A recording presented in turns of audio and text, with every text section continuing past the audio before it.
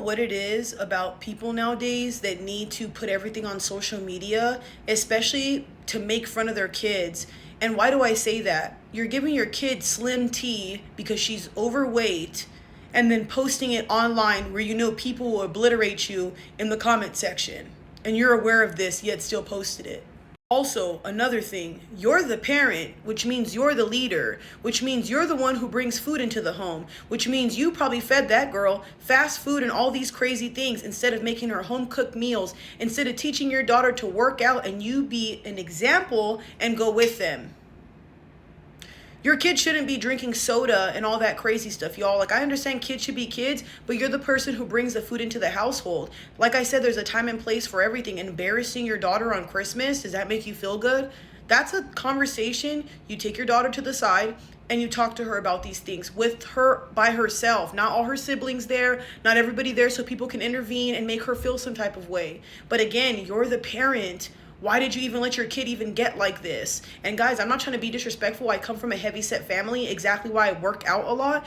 And a lot of heart problems run in my family. And that's something I stray away from because I'm scared to get things like that down the line. I'm not trying to sit here and make fun of people who are overweight or things like that. But I suggest you to have a healthier lifestyle. And I cannot sit here and make fun of a child that their parents are the ones feeding them. I really believe that they should give licenses out for people who want to be parents. Because if your daughter has to be on a diet and all that stuff this soon, your parenting isn't that great.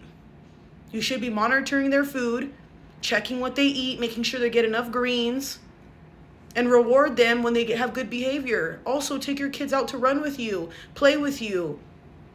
A lot of these kids should not be inside playing on their iPad, but hey, you do what you want with your kids. But I just think that this was wrong. I think on Christmas, that little girl should have felt more love than people criticizing her, making fun of her.